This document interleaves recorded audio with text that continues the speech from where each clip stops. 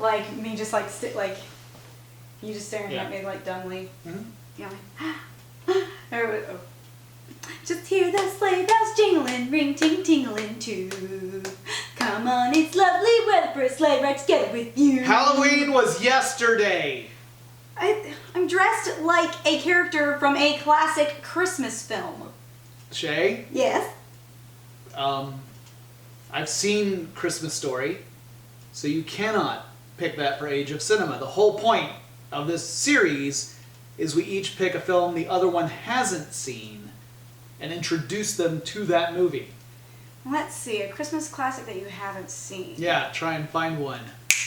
Bang! You've seen Muppet Christmas Carol, which is a classic. Yeah, You've I've seen that Albert Finney movie where he pretends to be Owen's mom from Throw Mama from the Train. May he rest in peace, by the way. Scrooge, and it was fantastic. And surely you have seen the ultimate Christmas classic, It's a Wonderful Life.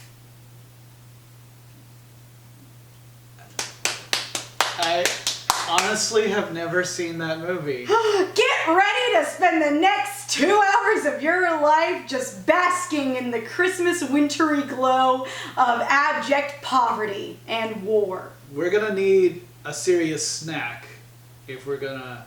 Oh, no. We're not doing snack. We're going straight to lunch. This is a long movie. Oh, so wait, that explains this. Mm-hmm. But just Burgers and tots. I mean, what's more Christmassy than that? Honestly, just going by what they eat in the film, I guess I could have given us like bread and wine because that plays a part in the movie, but that would kill you, and I'm trying to get off bread. It's not working.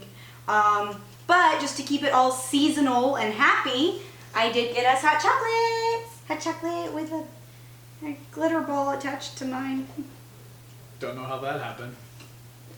It's not like there's not a bunch of glitter and costume shit all over my apartment. So we are going to watch an epic film. Very epic. A little bit of trivia about this. Did you know that it was labeled as communist propaganda? Yes. Mm. Because you told me in the car. Yes. Breaking the fourth wall. So for all of you conservatives that really like It's a Wonderful Life, just remember, you're Potter, not George Bailey. I don't know what the references mean. Oh, you will. Oh, you will. All right, just remember, no man is poor who has friends. I'm going to ring some bells and give angels various limbs, I think. But more importantly, I'm going to eat a burger because I'm starving. Okay. All right, we'll see you after we're done with this movie sometime after we've gone through daylight savings being over. Oh, yeah, All right. that'll probably happen. See you soon. It's in the singing of the street corner choir. It's going home and getting warm by the fire. It's true wherever.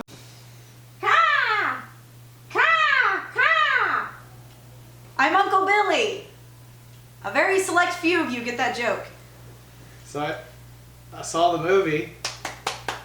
This is the first time in your certain number of years that you have seen It's a Wonderful Life. It's a Wonderful Life. I have heard a lot of the references to this movie, but I had never seen it before today. First of all, we should give a couple little things before we even get into the movie discussion. Yeah. Which is that we ran into some buffering issues. Yeah. So the movie kept on... I mean, it's a long movie. Yeah. It's 2 hours, 10 minutes, according to YouTube. Yeah. Because she bought... full disclosure, you rented it, right? Yeah. She rented it off of YouTube. Yeah. You've had real issues with your Yeah, I'm kids. having a lot of issues with my ears. For some reason, it just would buffer, like, several times. It didn't do it until we were more than an hour in. Yeah, I don't know if it was just like... Because I have a couple movies purchased on YouTube. I have like Love Witch and The Craft and stuff, because I'm a girl, purchased on YouTube. I haven't seen either of those movies. Which I know what that means. But anyway, you have a couple of movies. I have a couple movies purchased on there, and I guess because they're not as long, I never have an issue with Yeah, those. I don't know what the deal is. Usually with YouTube, it's constantly uploading, or it's constantly getting ready the next section while you're watching a section. You know what? It is the beginning of the month, and this is when my service, like my auto pay kicks in. Yeah, but even so, that still shouldn't be it. I mean, you should Yeah. still have the same service the whole time. Well, anyway, All right, it took us even longer to get through the movie. Yes, It should a have. 2-hour movie turned into like a 2-hour and 45-minute movie. So, Yeah. I've definitely seen the references. I did not realize. It's weird. Okay, so this is what was strange to me upon watching this movie. I had no idea that almost 3/4 of the movie goes by before you get to Clarence actually meeting with George. And I tried, like a couple weeks ago when I was talking to you about this, I tried to explain to you, like, it's like 2 different movies. It really is, but no, I mean, it was so Yeah. bizarre. It's like a movie and a short film, because the Clarence part is actually really short. Yeah, yeah. It's like half an hour. Well, because it's almost like a frame tale, but then the frame tale ends too soon before the movie does. So yeah. I mean, we're not going to go over the plot, because Everyone knows the plot, you know. You've either seen it or you haven't, but yeah. it's to me what was weird, like in my head, like I was thinking of it more, I guess, like a Christmas Carol, where the angel is involved much earlier in the story, and then things unfold. But they, the first 3/4 of the film are all about establishing George's life, his the fact that he's had to put his own dreams aside. ambitions and dreams off to the side in order to serve his community. Which, by the way, that part doesn't really get resolved. Which one? The whole thing about him putting his dreams aside in order for him to help with his community. I feel like with the Sam Wainwright part, it could be said that a little bit gets socked away. A little bit is able to be stashed away because Sam paid it to him, not to the building and loan. But I mean, Yeah. I think it was being wired to the building and loan, but whatever. Okay. It doesn't really matter. I mean, Yeah. the feeling you get is that George resigns himself to doing his job. I mean, he genuinely loves the people around him, and he genuinely tries to do right by them, which is, that's the whole point of the movie. Mm-hmm. But he also genuinely feels regret over the fact that he never got a chance to pursue his dreams despite multiple attempts to do so. And then at the end of the movie, that part's never truly resolved. The only resolve is that he actually does get the affirmation that what he does matters. Also, here's the other thing that I found really weird. Like, in my head, the way this would unfold is that George sees what the world would be like without him. Yeah. He sees Well, he sees how negative things are compared to how they were when he was around. Mm-hmm.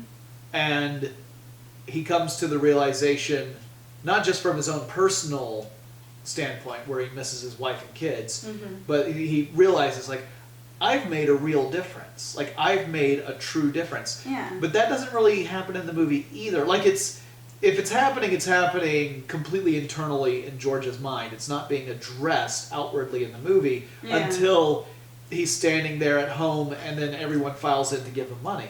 I don't know.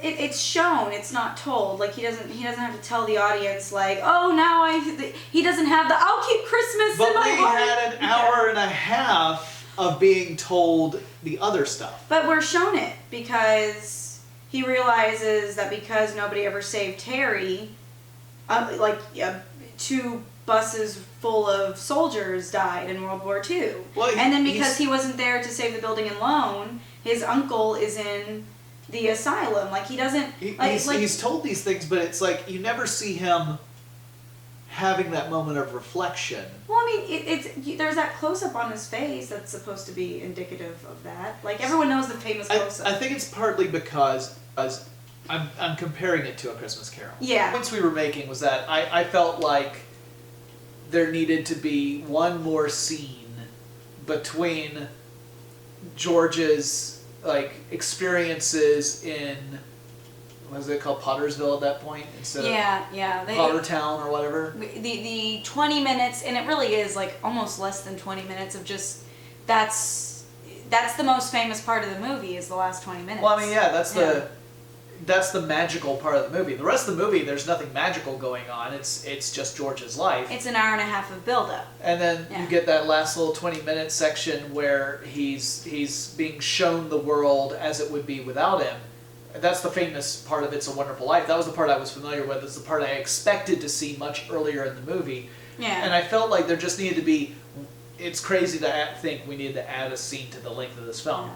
But I felt like there needed to be one more scene between his experiences and the point where he asks to live again.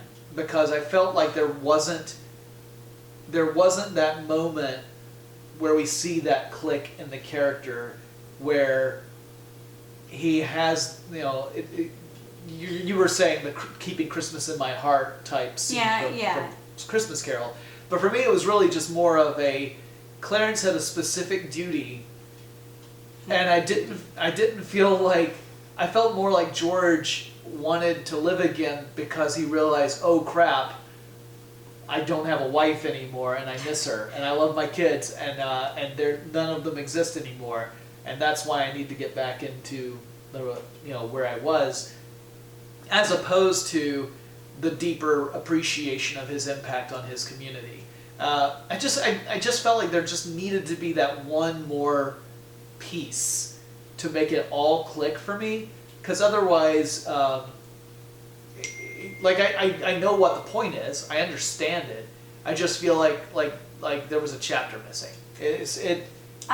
There may have been a chapter missing. I think the director and just Frank Capra. I think Capra just kind of fell in love so much with George's story that it almost feels like he realized, oh shit, we gotta do the angel part.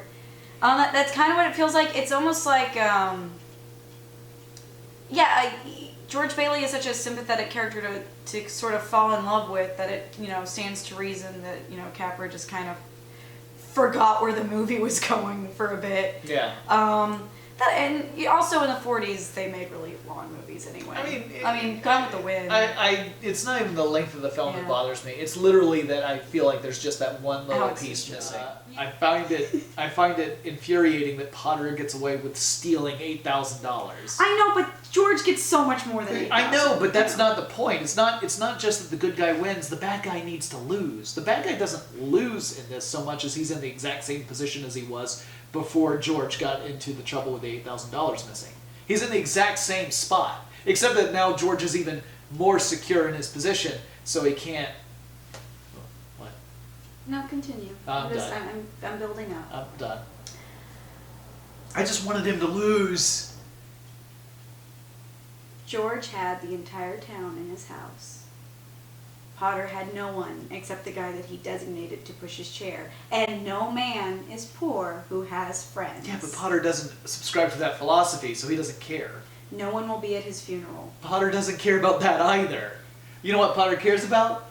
Cash. So the dude needed to be brought up on charges of theft. We already know what's going to happen to Potter. I got his bed curtains! Spoiler, I haven't seen Christmas Carol this year. All right. I got his bed curtains. We're going to say bye-bye. I got his raven We're pillow. going to be late to karaoke at this rate, so we've got to go, because I've got a reservation in like 20 minutes. Okay, let's go. Bye. Buffalo girl, won't you come out tonight? Won't you come out tonight? Won't you come out tonight? Buffalo girl, won't you come out tonight? And